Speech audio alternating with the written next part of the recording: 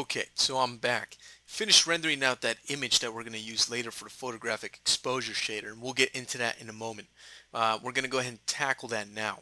What I'm going to do is I'm going to come up here to my little camera icon there, camera view icon. I'm going to go to Properties, and in this PPG I'll go over to the Lens Shader tab. We want to add a lens shader. So let's go ahead and click on Add, and the lens shader we want to add is the MIA Photographic Exposure Shader. So let's go ahead and add that. Double click on it to open up its PPG. I'm going to lock that down so it doesn't go anywhere, and let's go ahead and do a preview render. Now you may notice this, but the image is coming out exactly the same as before we had the photographic exposure shader applied to our camera. So what's going on? Why isn't the lens shader being evaluated or used by XSI and Mental Ray? Well, the problem is that we need to go over to Render, go to Pass Options, and under the Pass Shaders tab, you'll notice we have this option here we put earlier called Overwrite Camera Lens Shaders. So basically, this bokeh lens shader is overriding any lens shader that we have on our camera in the scene. So that's not good. So what can we do? Can we use two lens shaders instead of just one? Of course we can. We can go over here and choose one of these options here, like Add After Camera Lens Shaders or Add Before Camera Lens Shaders. What I'm going to do is select Add Before Camera Lens Shaders. What does that do? What that means is that when Mental Ray starts to render, it's going to go ahead and it's going to calculate this bokeh lens shader first, because this bokeh lens shader is being added before the camera lens shaders.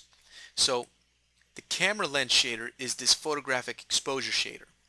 The pass shader is this bokeh lens shader. So the pass shader is going to come before the camera lens shader. Pretty simple to understand, right? Pretty easy stuff. Okay, so the bokeh lens shader is going to be evaluated first, and then the photographic exposure shader will be added on top of the result of the bokeh lens shader. The order that you go ahead and do this in, for example, if we switch to Add After, so if we wanted to, we could have the bokeh lens shader come after the photographic exposure shader. If we do that, we're going to get a different result, okay? And for me, I get much nicer results in my opinion when I go ahead and use the bokeh lens shader before the photographic exposure shader. So just to recap real quick, when the scene renders, the bokeh lens shader will render first, and then the photographic exposure shader will be evaluated on top of the bokeh lens shader, which is what I want. So now that I did this, let's go ahead and do a render preview. Now that it's going to take my photographic exposure shader into account, I will get a different result. So there it is. We can already start to see that the result looks very, very different than before. Our image looks washed out, looks darker, doesn't look too great. So let's make some changes here. Over here in the tone mapping, I'm going to allow some overexposure. I'll allow about 0.5 for overexposure. The underexposure I'll leave alone. Saturation I'm going to increase to 1.5 so I don't lose my colors. And I'm going to take the gamma and increase it to about 1.8. Okay, and pretty much everything else I'm going to leave alone for the moment. Let's do another test render, see what we get. And now you can see the image is much brighter and looks a lot nicer. Of course, it appears to be pretty bright. Now the preview renders are taking a little bit long, okay, and that's even with me using an Acorn machine. So here's what I'm going to do. Let me close that. Let me go ahead and open up the bokeh lens shader property here, and what I'm going to do is go to this enabled parameter and deselect it, and this will disable the bokeh lens shader. So now my render previews will go by much faster, because the thing that was slowing down my rendering speed here by so much is that bokeh lens shader. So you can see now my renders are going really, really fast. Okay, so that's what I want just for now, just for testing purposes. Another thing I want to do is I want to add some vignetting. And vignetting can be controlled here by this photographic exposure shader. Right now the default setting is 1. Let's increase that to about 12 and see what we get. And look at that, that looks pretty good. This is going to be a great chance for me to show you a cool little feature of the photographic exposure shader. As you can see, every time I make a change to the photographic exposure shader, I have to re-render this over and over and over again, which can be pretty tedious. Even if you are rendering really fast, it can be pretty tedious. So let me close that. How can we do lightning fast preview renders with the photographic exposure shader? Well, that's where this option down here, the preview image option, comes in very, very handy. What we'll do is turn that option on. And just like with the bokeh lens shader, it looks like nothing happens. Well, let's turn that on. Let's do this. Let's go over here to the camera and let's go to select camera. And with the camera selected, we'll hit 7 to open up a render tree. So we actually have some shaders and nodes here with this render tree. So here's what we're going to do. Editor, we need to edit this out of the video. We made a pretty big mistake here. Let me go to user tools, delete that. Okay, perfect. This is the way that it's supposed to be. Okay, so let me close that. Let me deselect the camera, close that. Turn this off. Okay, starting again in 3, 2, 1. Now let me show you a quick little feature here that can allow you to do preview renders almost instantly using the photographic exposure shader. Okay, and the little option we want to use is this little preview image option down here. And turning it on and off doesn't seem to do much. So let's turn it on and let's do preview render, see what we get. There we go. Super fast, lightning fast render there. Okay, it's basically rendering out an image. In this case, it's rendering out the default image from XSI, which is this image here, which should be familiar to you. So let me close that. So it renders out extremely fast and we can make changes. Let me go ahead and do a preview render again. If we go ahead and start changing these parameters, you can see how fast it updates. It updates extremely fast. This could be extremely useful, except we don't want to render out this image in the background there. We want to render out our actual scene. That is why I went ahead and I rendered out in the previous video before this one. I rendered out final image. If you remember, I went to my pass options, went to my output, and I set up this render right here as an HDR. I did that on purpose. What we need is a high dynamic range render of our scene that we can plug into the photographic exposure shader. So let's go up here to the camera icon, click on select camera so we can select our camera, open up a render tree, and you'll notice that the camera is right here. Here's the photographic exposure shader, which is this one right here that we've been tweaking so far, and the preview image is this no icon pick. If we do a preview, you notice that's the image. This image is this one right here in the render tree. So what we can do is go to clips and I can bring in my render here, which I have to go ahead and create a clip for. So I'll go to clips, I'll create source from file, and the clip I want to bring in is going to be under the render pictures directory by default, and it's going to be this one called HDRI photo. Okay, so let me bring that one in, close that. Let me go to clips, and HDR photo should be around here somewhere. Actually, I don't see it. Let me go back to clips over here. Let me go to clip from file, go back to render pictures, HDRI photo. Okay, there it is. I'm sorry about that. So there it is, HDRI photo. Let's bring that in. And now we'll hook this one into the preview port of the photographic exposure shader. Now let's do preview, and voila. There we go. That's excellent. So you saw how fast the preview was right there. Let's close the render tree and collapse some of this stuff here in this PPG. Now we can make changes to this to the photographic exposure shader, and we can see it update practically instantly in the preview window. Okay, very important. When you render out this preview image of your scene, do not render out a JPEG. Render out an HDR image. The photographic exposure shader requires a high dynamic range image in order to properly do these render previews. Okay, so we can change the gamma, as you can see, increase the gamma, do whatever we want. We can change the exposure to saturation, and we can see instant previews of the photographic exposure shader's results in our scene. So it's a very awesome way of working with the photographic exposure shader.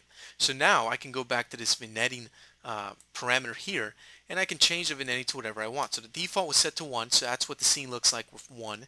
Let's go ahead and increase that, and we can see how the scene looks like when we add vignetting. And too much obviously doesn't look too good, and we'll just add about 12. In my opinion, 12 actually looks pretty great. Looks kind of like a photographic camera was taking pictures of a real actual scene here. So I'm going to leave all these parameters alone. I like them. They look pretty good. I'm going to take the preview image parameter off so we can start rendering out our actual image here. Okay, that's pretty good. Okay, so let's do one final render preview before we commit to a final render. And one thing that I'm forgetting here is to reactivate my bokeh lens shader. So let me close that. Let me go back to render. I'll go to my pass options, go to pass shaders, open up the bokeh lens, and reactivate it. Okay, and let's do another preview render just to test this out. Do one final test before we commit to a full-fledged final render here. And final gathering is going pretty fast. Of course, I'm using very low final gathering settings. Okay, there it goes. Let me just skip this and fast forward ahead for you. Okay, so it's wrapping up here, and I don't even need to see the whole thing finish rendering. I can already see most of the image, and it looks pretty good. I think I'm ready for a final production render here. I just have to tweak my quality settings and set it to render. So let me close this. Now the samples parameter here for the bokeh lens shader I want to increase. Now you don't want to increase this to something crazy like 32. That's going to take a very long time to render.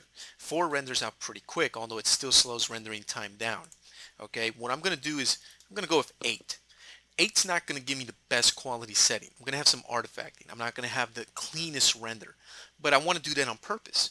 There's 2 reasons for this. One, I'll render faster than if I was rendering with say 16 or 32 samples. The second reason is I want to have that kind of grain, that kind of imperfection with the render, because it sells the effect of photorealism. You see, in the real world, things aren't perfect. Nothing is. Things are dirty. Things refract light. Things don't look perfectly clean. That's just the way that nature works. And when you see a photographic, a photograph, what you end up seeing is different things like grain. You see some chromatic aberration, you see some abnormalities because of the lens of the shader. The vignetting is caused because of the angle at which the light hits the lens of the photographic camera. There's so many things and factors that come into play that cause these little slight imperfections in photography. Okay, so by having these samples set to 8, I'm going to get rid of a lot of the artifacting I had before with a sample setting of 4, but I'm still going to leave a little subtle hint of artifacts and some graininess with this bokeh lens shader, which is going to add actually more realism to my image. So that's more of an artistic decision I'm taking on my part. And one of the side benefits, like I said before, is faster render time. So I'm going to use my bokeh image. I'm going to have the sample set to 8. This looks pretty good. Okay, my photographic exposure shader, I already checked it. It looks really good. And the only thing left now is to go to my render manager and make some final adjustments to my final render settings. So let me go to output here, and you can increase the size of the render if you want. I'm going to do a probably a 600 by 405 render, not the biggest render, but I don't really need to do a big render. This is just for tutorial purposes. You can do a much larger render if you'd like. And I'm going to go to pass shaders. That looks pretty good. Make sure that my lens shader here parameter is set up correctly, which is set to add before camera lens shader, which is good. You'll notice my mental ray settings are not over here on the right, so I'll just go ahead and click on mental ray here on the left pane here of the render manager window, and there we go. I'll go to rendering, and I'm going to increase my anti-aliasing settings. I'm not going to go too crazy. I'm going to go with 0 and 2 and lower my sampling contrast to about 0.1. That's not the best quality settings, but I'm just going to go with that for speed purposes. And under frame buffer, I'll leave all this stuff alone. Final gathering, I'm going to increase the number of final gather rays here to about 256. Point interpolation, I'll leave at 15. The automatic settings are fine. I'll tell it to overwrite the existing final gather map file. I won't do any extra diffuse bounces. I really don't need them for the scene. To be honest, if I did do extra diffuse bounces in the scene, I'm just going to get a much brighter result, which actually I really don't want. I have no GI or caustics or irradiance particles turned on. Diagnostics, I don't have really anything. It's just the default settings. It's going to log errors and warnings. You can activate information if you'd like, or progress if you want to check the progress, or check the final render time of the tutorial, of the scene, see how long it took to render. So all this stuff looks pretty good. I'm pretty happy with these settings. I'm going to go ahead and I'm going to render with these settings out of final render. Of course, I'm not going to sit here and let you watch that. I'll skip ahead and I'll show you the final result when it's done.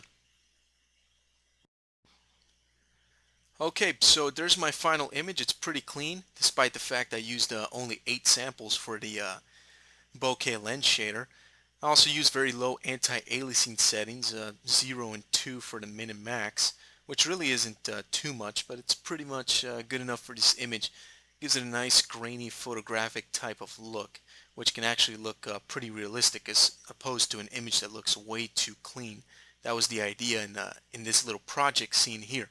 Okay, so I hope you enjoyed looking at how to render out with HDR images with XSI Mental Ray, as well as how to use the photographic exposure shader and use that little technique I showed you for rendering out those previews lightning fast, as well as how to use the bokeh lens shader to render out more realistically and introduce some depth of field as well as some chromatic aberration, just like a real lens from a camera would in the real world.